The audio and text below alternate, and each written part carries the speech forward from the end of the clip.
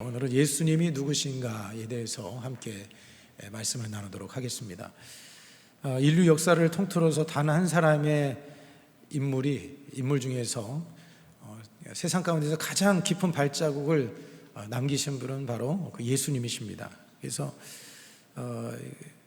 우리가 달력을 사용을 하고 있는데 매일 사용하는 그 달력의 연도를 보면 BC하고 AD로 나눠져 있습니다. BC하고 AD. 그래서 BC는 Before Christ, 그리스도 이전, Before Christ, 그리스도 이전의 이제 그 시간을 이야기하는 것이고, 그 다음에 AD는 아노 도미니, 주님의 해, 주님의 해라는 뜻을 가지고 있는 라틴어입니다. 그래서 주님의 해, 그래서 주님이 탄생하신 이후에 인류 가운데 수천 년 동안 그 역사를 기록하면서 이 단 한 사람의 이 탄생을 통해서 그 연도가 이제 바뀌게 되는, 다시 새롭게 연도가 시작되는 그런 이제 역사를 이루게 된 것이죠.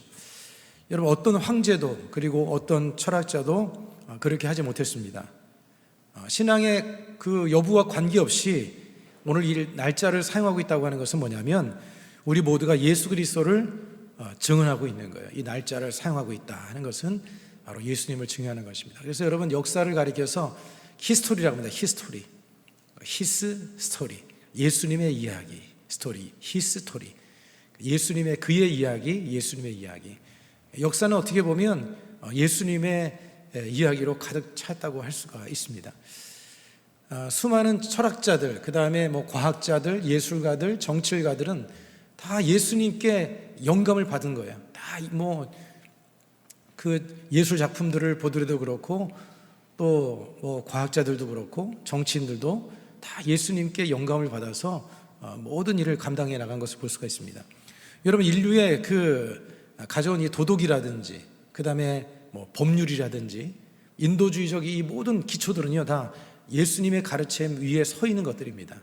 예수님께 영감을 받고 영향을 받아서 이 땅의 모든 문화, 경제, 정치, 모든 것들이 주님의 영향을 받고 있는 것이죠.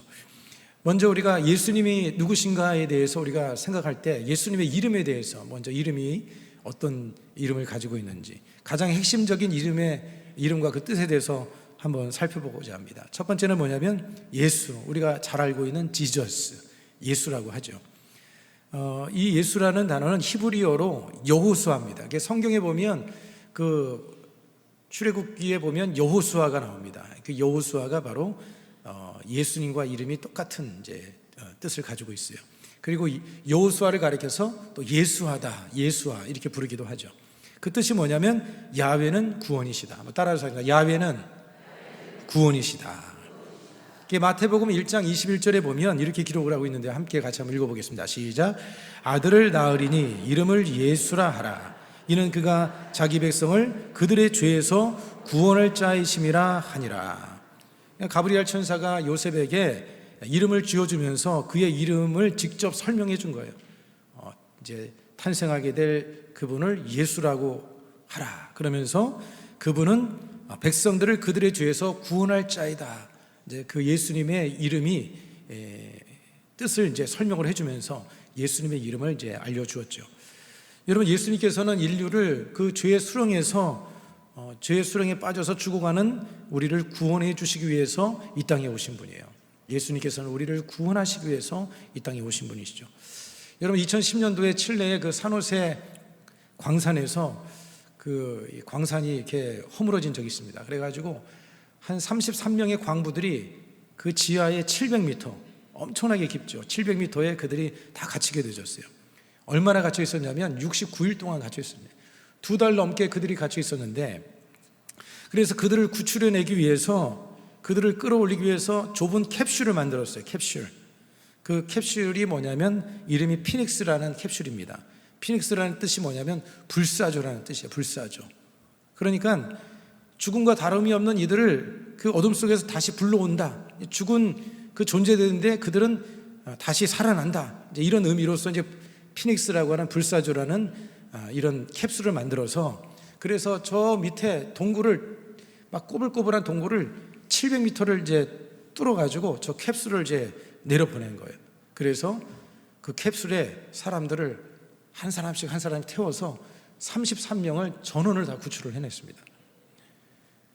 여러분, 사실 어떻게 보면 우리도 저 광산 깊이 정말 700m 아래 우리가 매몰되어져서 정말 우리 스스로는 헤어나올 수 없는 그런 존재들이었습니다. 그런데 하나님께서 우리의 구원자이신 예수님을 보내주셔서 우리를 구원해 주신 줄로 믿습니다. 사실 우리는 구제불능이에요.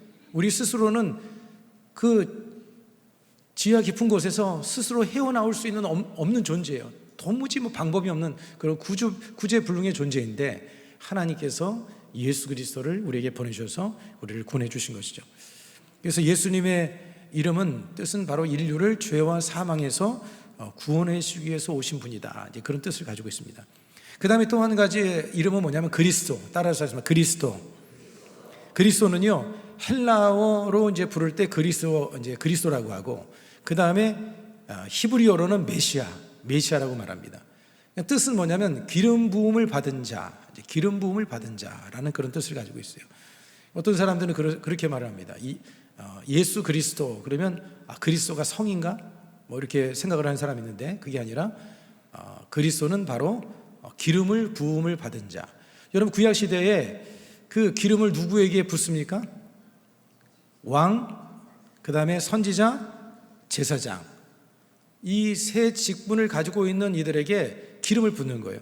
그러니까 예수님께서는 구약에 예언된 참된 왕이시다. 예수님은 왕이시다. 여러분, 예수님이 왕이신 줄로 믿습니다. 세상 왕은 죽고 세상 왕은 연약하지만 여러분, 예수님께서는 거룩하시고 영존하신 전능하신 하나님이십니다. 예수님이 왕이시다. 그래서 예수님을 가리켜서 메시아, 기름을 부음받은 자, 이제 그런 뜻을 가지고 그리스도.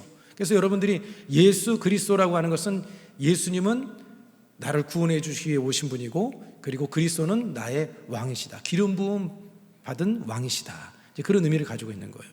그 다음에 여러분, 기름을 또 누구한테 붓죠? 선지자. 선지자는 하나님의 말씀을 대언하는 사람입니다. 하나님의 말씀을 예언하고 대언하는 사람이 선지자입니다. 예수님께서는 이 땅에 하나님의 그 말씀을 계시를 받으시고 또 하나님의 말씀을 전달하시고 또 그 말씀을 성취하신, 십자가에서 이루신 진정한 선지자가 되시는 분이에요. 예수님께서는 하나님의 메신저로 오셨고, 또 그분은 그 말씀을 우리에게 전해주셨고, 또 그분은 당신 자신이 그 하나님의 말씀을 성취하신 분이에요. 십자가에서 성취하신 분. 그래서 예수님이 왕이시고, 그 다음에 예수님이 선지자이신 것이고, 또 그 다음에 예수님은 제사장. 여러분, 구약시대의 제사장은 어떤 일을 합니까? 제사를 드리는 거죠. 백성들이 죄를 지으면 그러면 제물을 가져와서 그 제물을 가지고 하나님께 번제를 드립니다. 소제도 드리고 많은 다양한 제사를 드리죠. 그 제사를 통해서 그 죄를 사하는 이제 그런 하나의 역할을 이제 제사장이 감당했는데, 예수님께서 자기 자신을 제물로 드림을 통해서 영원한 제사장이 되어주신 거예요. 그래서 예수님은 우리의 왕이시며 선지자이며 또 제사장이시다. 그래서 예수님을 가리켜서 그래서 그리스도라는 이제 명칭으로 사용을 하는데, 기름을 부음 받은 자. 그러니까 여러분께서 예수님을 예수 그리스도라고 하면 그리스도를 생각할 때 뭘 생각해야 되면 예수님은 나의 왕이십니다. 예수님은 참된 선지자이시고 예수님은 그리고 나의 영원한 제사장입니다. 그런 생각을 하면서 여러분들이 예수님의 이름을 부르면서 고백을 해야 되는 거예요. 자, 그 다음에 성경의 두 번째로 살펴볼 것은 성경에 계시된 예수님의 또 다른 이름들이 있습니다. 예수님의 또 다른 이름이 있는데, 그게 뭐냐면 이제 그 신약 성경에 이제 등장을 하는 이름들 중에서 보면 임마누엘, 따라서 해서 임마누엘은 하나님이 우리와 함께 계시다. 하나님이 우리와 함께 계시다. 이사야서 7장 14절에 그 예언이 성취된 이름입니다. 이사야서 7장 14절 우리 같이 한번 읽겠습니다. 시작. 그러므로 주께서 친히 징조를 너희에게 주실 것이라. 보라, 처녀가 잉태하여 아들을 낳을 것이요 그의 이름을 임마누엘이라 하리라. 이사야 선지자는 예수님이 탄생하시기 전에 몇 년 전에 활동했던 선지자입니까? 700년 전. 이 정도는 여러분이 알고 있어야 돼요. 몇 년이라고요? 예, 700년입니다. 70년이 아니고. 다음에 시험을 보도록 하겠습니다.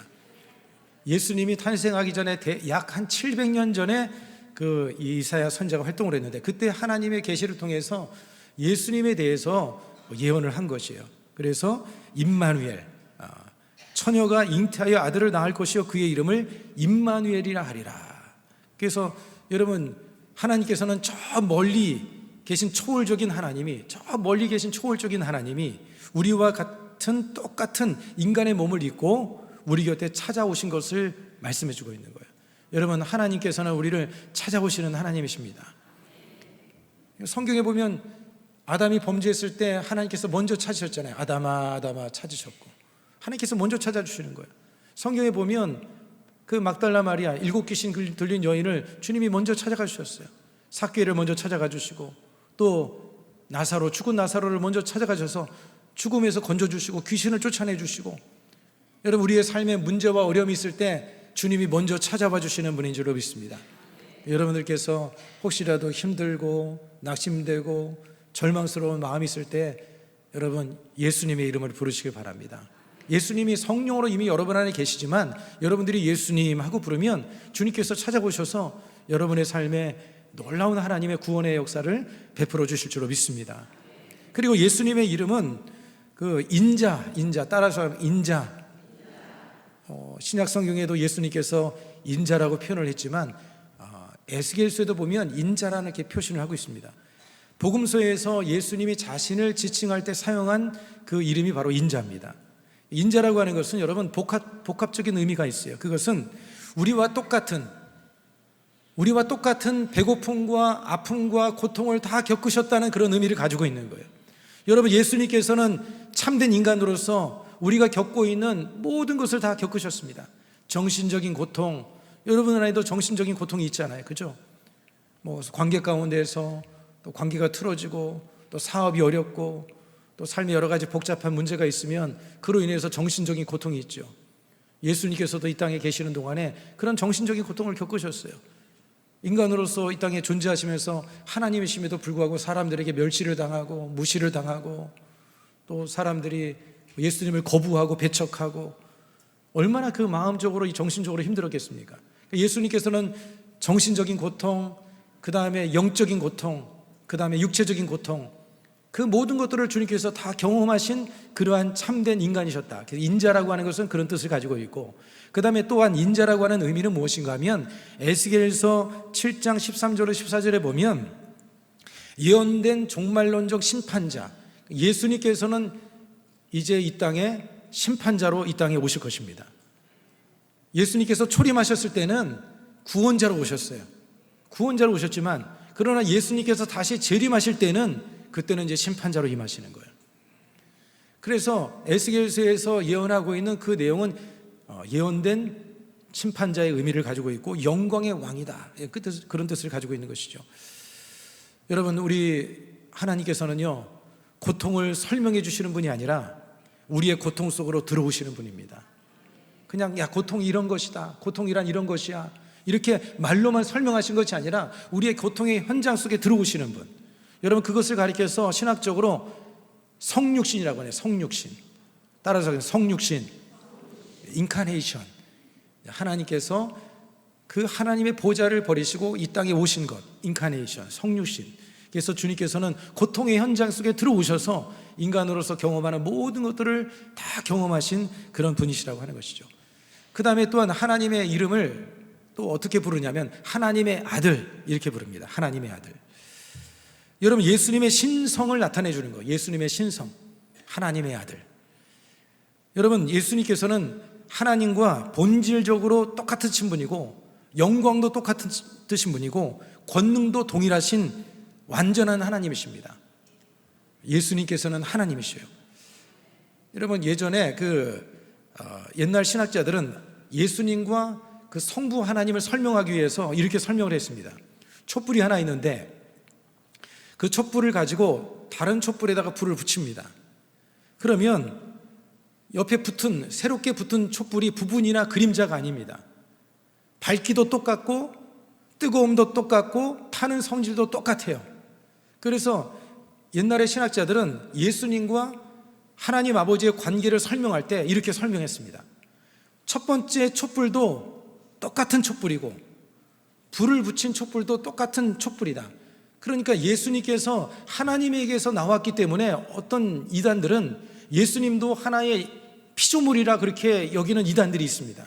그러나 예수님은 여러분 피조물이 아니라 하나님이십니다. 우리는 그것을 믿는 것이죠. 그래서 예수님은 하나님에게서 나오긴 했지만 등급이 낮은 신이 아니라 본질적으로 완전한 하나님이시다 하는 것을 우리가 분명히 알아야 하는 것이죠. 그래서 예수님을 하나님의 아들이다라고 표현하는 것은 예수님에게서 나오시긴 했지만 그러나 그 예수님도 하나님과 똑같은 본질적으로 영광이나 능력이나 똑같은 분이시다, 그것을 말씀해 주고 있는 것입니다. 자, 그 다음에 세 번째로 이제 요한복음에 보면 예수님께서 자기 자신을 이제 계시한 분이 있습니다. 나는 누구누구다, 이제 이렇게 표현한 것이 있습니다.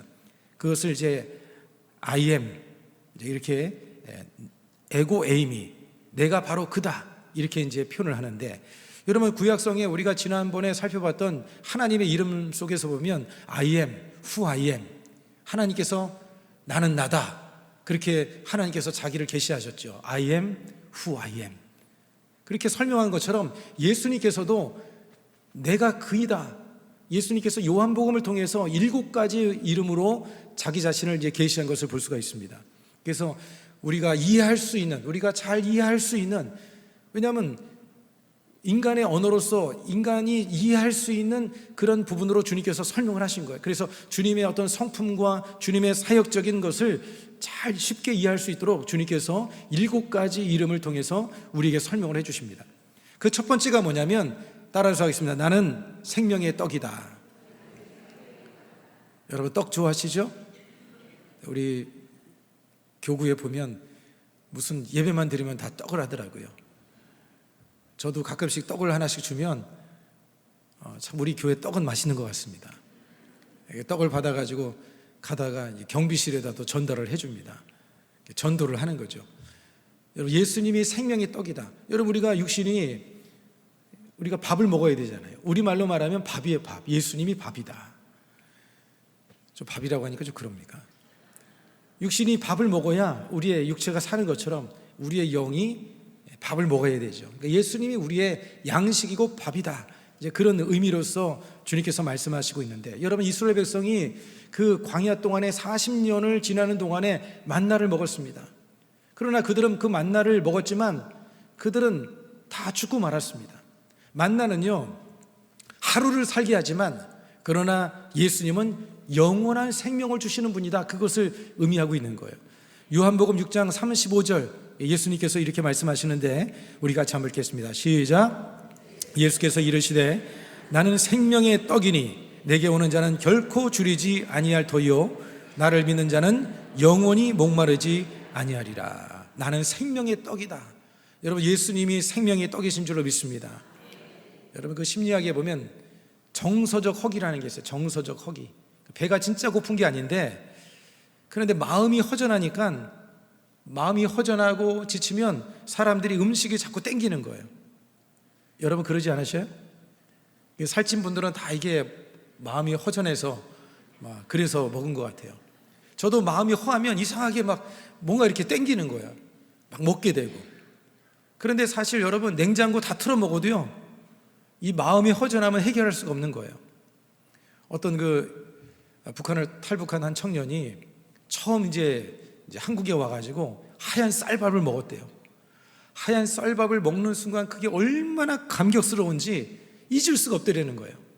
그런데 한국에서 이제 몇 년을 살면서 이제 부유해지고 이제 쌀밥을 맨날 먹으니까 그 마음속에 뭐가 찾아오냐? 공허함이 찾아오더래요. 공허함. 여러분 우리의 이 마음의 공허함은 육신의 이 양식으로 해결되지 않습니다. 먹는 걸로 해결되지 않습니다. 여러분 오직 하나님의 말씀으로 해결되는 줄로 믿습니다. 사람들이 이 마음이 허전하니까 뭘 찾아가느냐? 자꾸 쓴물도 마시고, 어떤 분들은 연기도 이제 굴뚝도 떼시고, 또 어떤 분들은 자꾸 보는 거 영상을 보기도 하고, 또 어떤 사람들은 사람에 중독이 돼가지고 사람 중독돼가지고 사람만 쫓아다니는 사람도 있고, 또 어떤 사람들은 막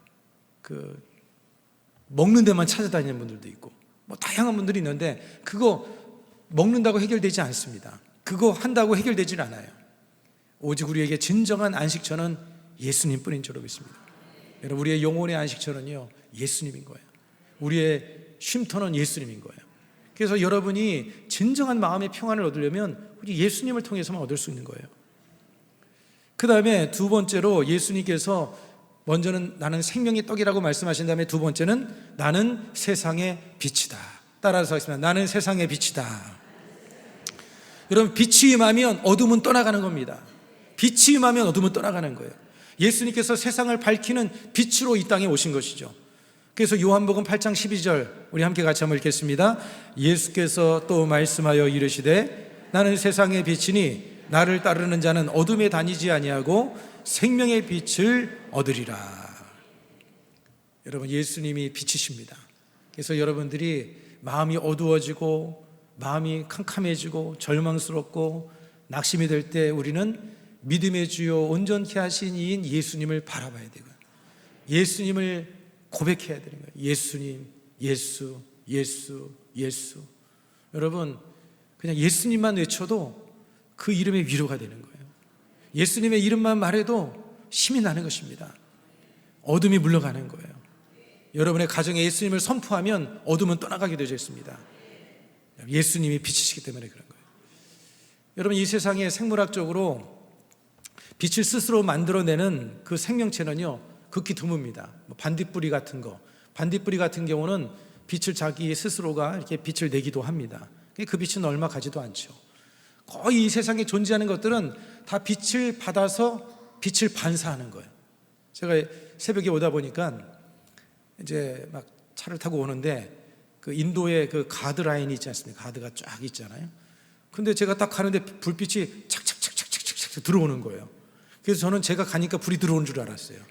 근데 그게 아니라 제 라이트가 비치니까 그 라이트에 의해서 제가 빛이 착착착착 들어오는 거예요. 거기에 빛을 반사하는 것이 있어가지고 그래서 저는 나를 위해서 저렇게 또 이렇게 깔아놨네 뭐 이런 생각을 좀 했었는데 착각도 자유지요. 빛이 비치니까 그게 빛이 착착착착착 이렇게 들어오는 거예요. 근데 지나고 나니까 다 꺼져버리더라고요. 여러분, 이 세상에 존재하는 모든 것들은 거의 다 대부분이 다 빛을 받아서 반사하는 거예요. 그 대표적인 게 뭐예요? 달. 여러분, 달 같은 경우도 달이 스스로가 빛을 발하는 발광체가 아닙니다. 태양의 빛을 받아서 반사하는 거예요. 여러분, 우리도 마찬가지인 것이죠. 우리도 태양처럼 스스로 빛을 발하는 존재가 아니라 빛이신 예수님을 받아서 세상 가운데 빛을 비추는 그런 삶을 살아야 되는 줄 믿습니다. 세상에 그리스도의 빛을 전하는, 우리가 그리스도의 빛을 어떻게 전합니까? 어떻게 전하죠? 사랑으로 전하고, 그리고 전도로 전하고. 할렐루야. 여러분들이 섬김으로 세상 가운데서, 가정에서, 여러분 특히 믿지 않는 사람들은 여러분들이 더 잘 섬겨줘야 돼요. 더 사랑해줘야 됩니다. 많이 돌봐줘야 돼요. 할렐루야. 우리 옆 사람에게 한번 인사하겠습니다. 우리 잘 돌봐 줍시다. 한번 인사해 주시기 바랍니다. 믿지 않는 사람들은 잘 돌봐줘야 돼요. 믿음이 약한 사람은 잘 돌봐줘야 돼요.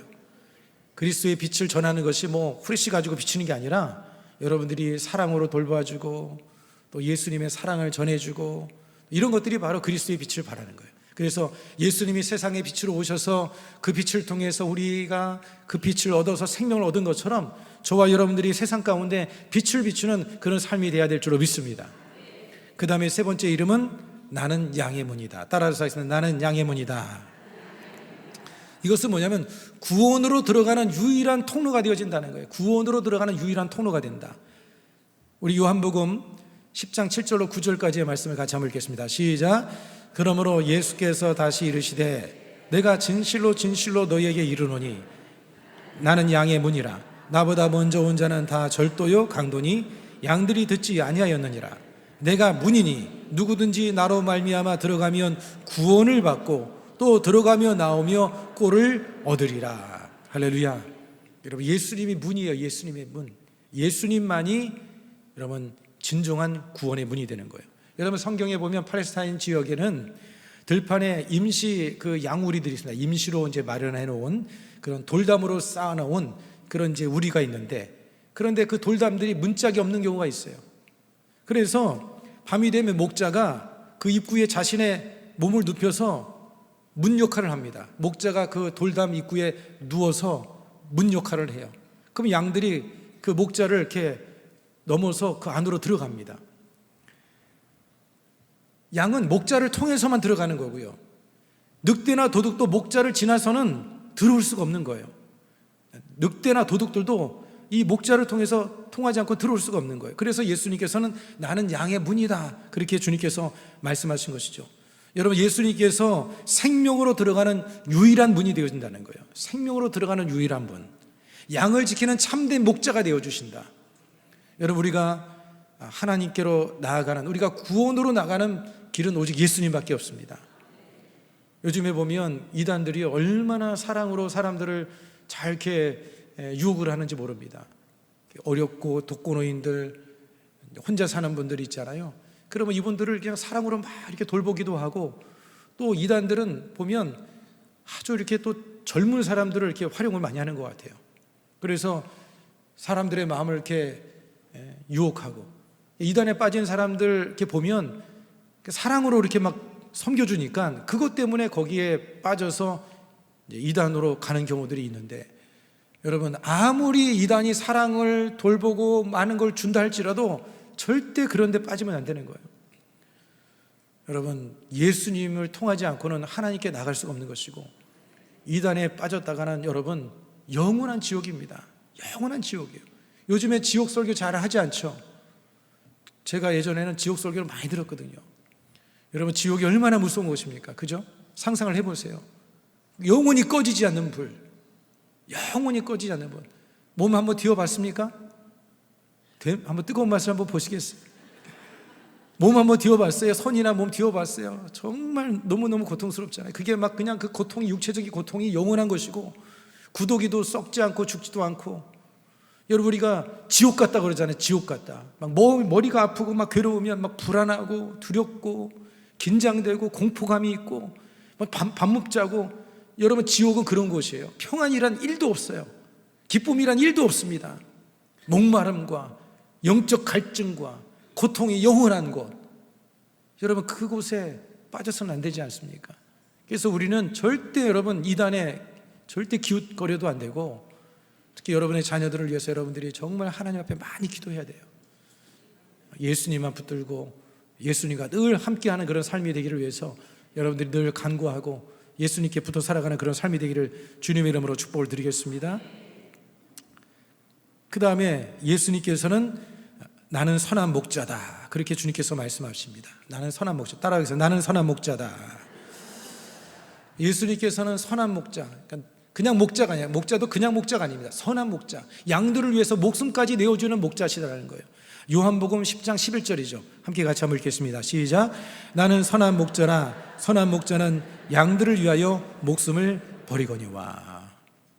여러분, 예수님께서는 우리의 선한 목자이십니다. 그래서 시편 23편의 말씀에 보면, 여러분, 시편 23편 다 암송하시죠? 야훼는 나의 목자시니 내게 부족함이 없으리로다. 그가 나를 푸른 풀밭에 누이시며 쉴 만한 물가로 인도하시는도다. 내 영혼을 소생시키시고 자기 이름을 위하여 의의 길로 인도하시는도다. 내가 사망의 음침한 골짜기를 다닐지라도 해를 두려워하지 않은 것은 주께서 나와 함께 하심이라. 주의 지팡이와 막대기가 나를 안위하시나이다. 주께서 내 원수의 목전에서 내게 상을 차려주시고 내 머리에 기름을 바르셨으니 내 잔이 넘치나이다. 내 평생의 선하심과 인자하심이 반드시 나를 따르리니 내가 야훼의 집에 영원히 살리로다. 할렐루야. 푸른 초장으로 인도하시고 쉴 만한 물가로 인도하시고 영혼을 소생시켜 주시고 자기 이름을 위하여, 자기 이름을 위하여 가는 것은 뭐냐면 하나님의 선하심의 모습을 따라서 그렇게 은혜를 베풀어 주신다는 거예요. 사망의 음침한 골짜기에서 주의 막대기와 지팡이로서 우리를 지켜주시고 보호해 주시는 분, 그런 분이시라는 거예요.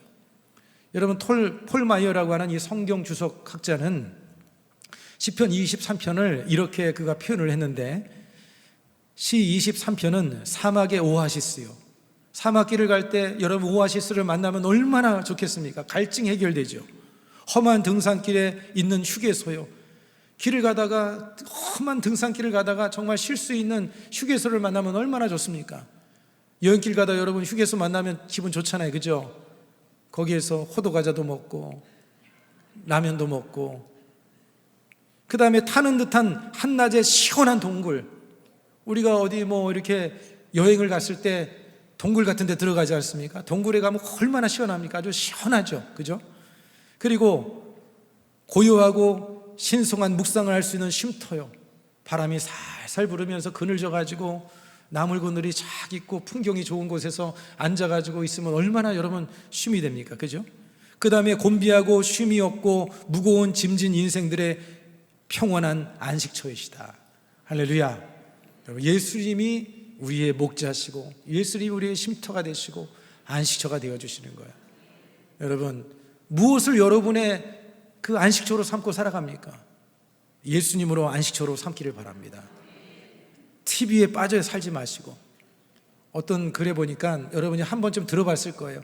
TV는 나의 목자시니. 여러분, 읽어드리겠습니다. 텔레비전은 나의 목자시니 내게 부족함이 없으리로다. 그는 나로 하여금 편안한 자세로 앉게 하시고 가벼운 오락으로 인도하시는도다. 내 육신을 기름지게 하시며 그의 이름을 위하여 아무 할 일이 없게 하시던도다. 내가 비록 여가의 시간을 보낼지라도 일어나 애쓸 필요가 없으면 해야 할 모든 일을 잊게 해 주시고 모든 재미거리를 안겨주시는도다. 세상에 잡다한 것을 무수히 알게 하며 모든 자극으로부터 무디게 하시고 하나님의 말씀으로부터 멀어지게 하시며 기도의 시간을 빼앗아 가시니 내 잔이 텅텅 비나이다. 그런대로 재미있고 흥미있는 일들이 정녕 나를 따르리니 내가 텔레비전 옆에 영원토록 거하면서 안 되는 줄 알면서도 거하게 되는도다. 여러분, 우리가 세상의 것은 여러분 우리를 유익하게 만들지 못합니다. 그러나 예수님은 선한 목자이시고 예수님은 우리의 쉼터가 되시고 우리의 생명이 되시기 때문에 예수님을 가까이 하는 것이 복인 줄로 믿습니다. 그 다음에 다섯 번째로 예수님께서 자기 자신을 어떻게 계시하냐면 나는 부활이요 생명이다. 따라서 하겠습니다. 나는 부활이요 생명이다. 죽음을 이기시고 영원한 생명을 주관하시는 분, 죽음을 이기셨죠. 죽으셨다가 부활하지 않으셨습니까? 영원한 생명을 주관하시는 분. 여러분, 모든 생명이 하나님께 달려져 있는 거예요. 죽고 사는 것, 잘 되고 안 되는 것, 다 모든 것이 하나님께 달려져 있는 것입니다. 그래서 요한복음 11장 25절에 주님께서 이렇게 말씀하셨죠. 같이 한번 읽겠습니다. 예수께서 이르시되 나는 부활이요 생명이니 나를 믿는 자는 죽어도 살겠고. 예수님을 믿는 사람은요 죽어도 삽니다. 우리뿐만 아니라 모든 인생은 다 죽죠. 이 세상에 우리가 영원히 살지 못합니다. 시간이 지나면 다 우리는 노쇠하고 이 세상을 떠나게 되어져 있습니다. 그러나 우리는 죽어도 죽지 않습니다. 영원한 행복의 나라로 가는 거예요. 영원한 행복의 나라. 둘째 사망에서 우리는 자유함을 얻은 사람들이에요. 예수님을 믿는 사람은 둘째 사망에서 여러분 해방을 얻은 자들입니다. 할렐루야. 여러분들은 복을 받은 사람들인 거예요.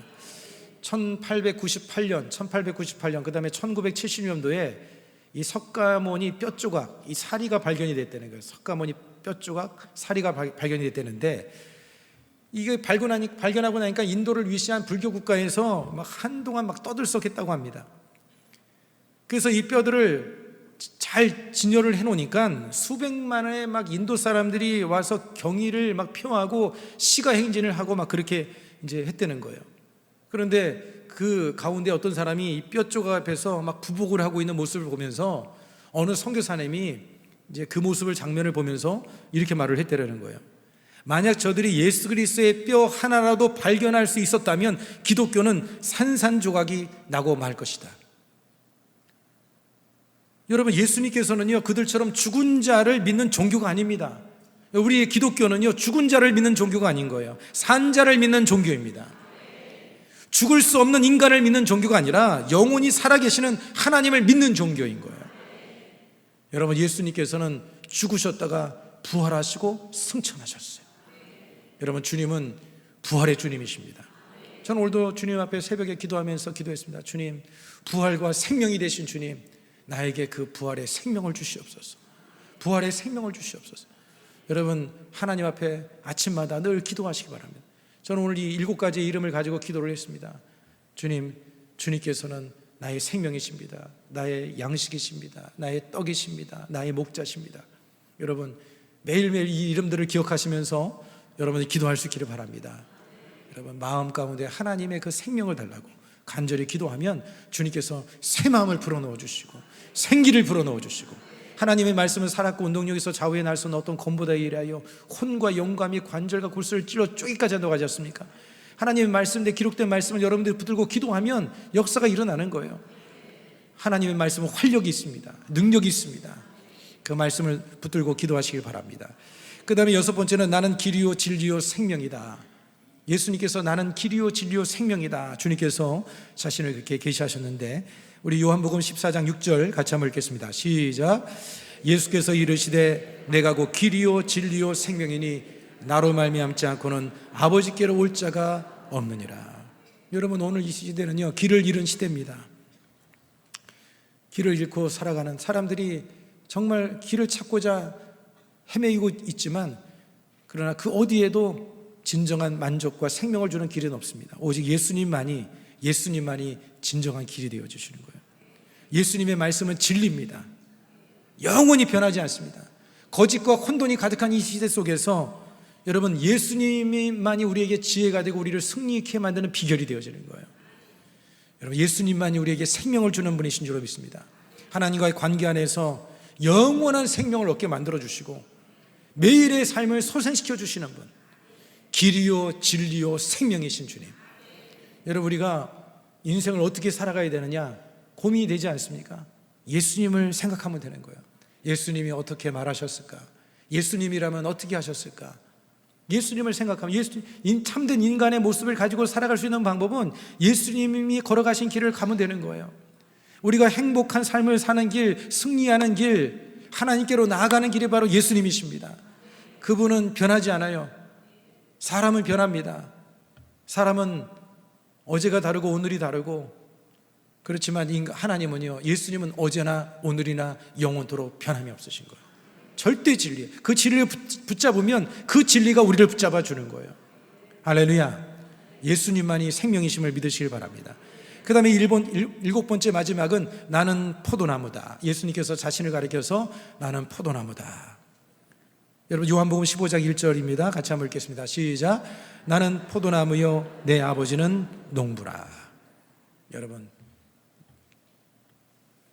가지가 나무에서 떨어지면 그 가지는 어떻게 되는 거예요? 생명을 잃어버리고 말라버리고, 그리고 그냥 모아서 불쏘시개밖에 될 수밖에 없는 거예요. 우리 꽃꽂이 이렇게 여러분 앞에 보십시오. 예쁘죠?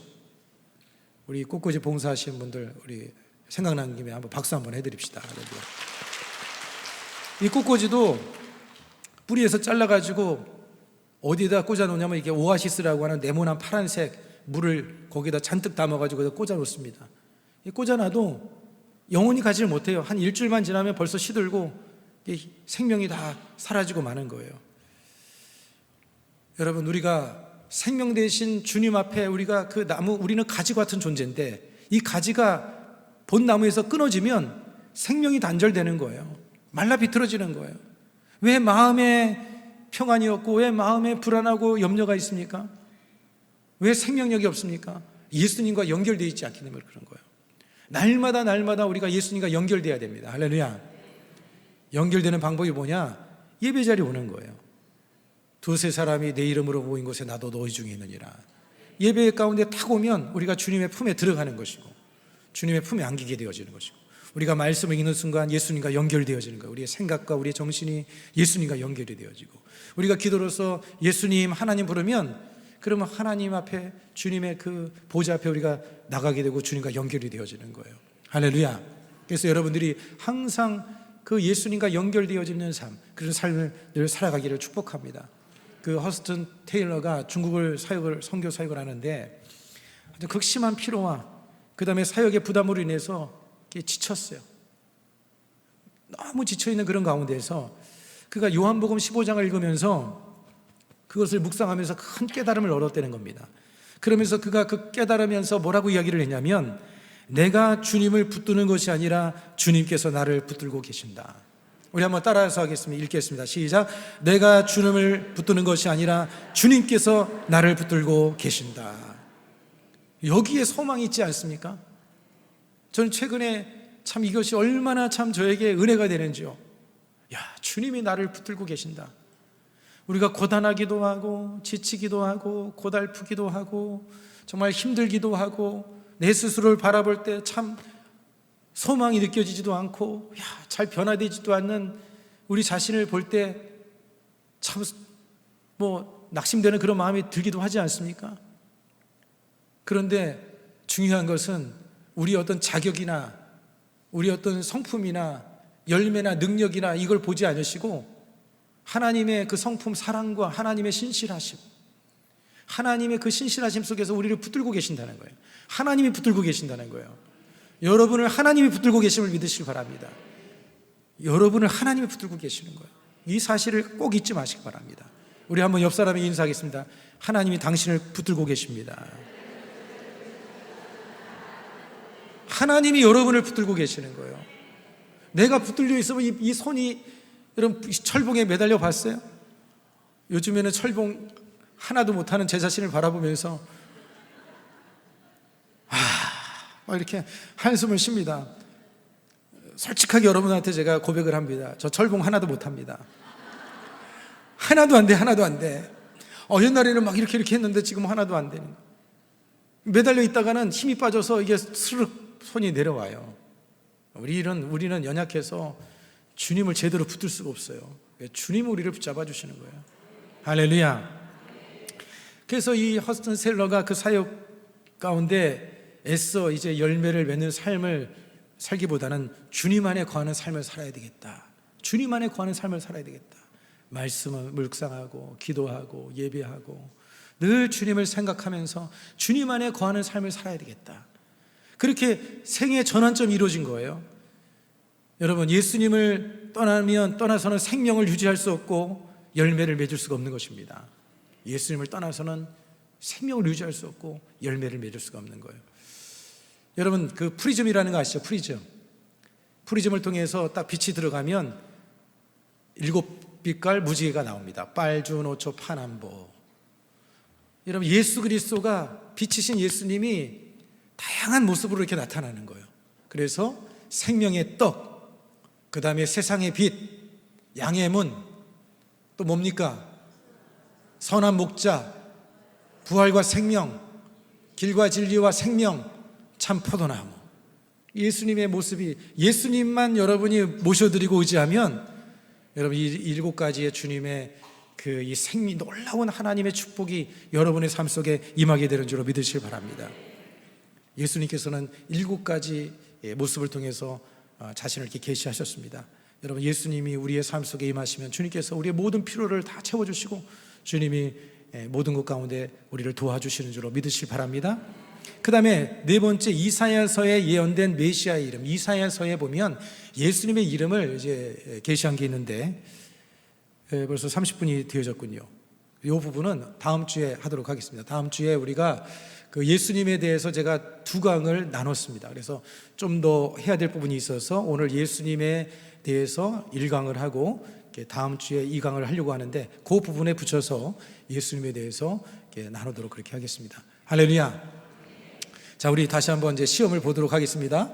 자, 예수님이 자신을 계시할 때 예수님이 첫 번째 뭐라고 말씀하셨죠? 떡이라고. 생명의 떡. 그 다음에 뭐죠? 세상의 빛. 그 다음에요? 양의 문. 그 다음에 뭡니까? 선한 목자. 그 다음에 뭐죠? 부활과 생명. 그 다음에 길이요 진리요 생명이요. 그 다음에 참 포도나무. 제가 이렇게 안 보고는 외우는데 여러분하고 하려고 하니까 이게 볼 수밖에 없네요. 여러분, 이 7가지의 예수님의 자기 계시를 기억하시면서 묵상하시면서 아침에 여러분 기도를 하는데요, 예수님의 이름만 가지고 기도하는데도 1시간이 그냥 금방 가버렸어요. 1시간이 예수님의 이름만. 예수 그리스도, 나의 왕이시고 나의 선지자시고 나의 제사장이시고 예수님의 이름들만 기도를 해도요 1시간이 가버리는 거예요. 와, 여러분 한번 예수님의 이름 가지고도 기도해 보시고 여러분이 그 이름 안에서 여러분들이 자유함과 하나님의 능력을 덧입기를 주 이름으로 축복합니다.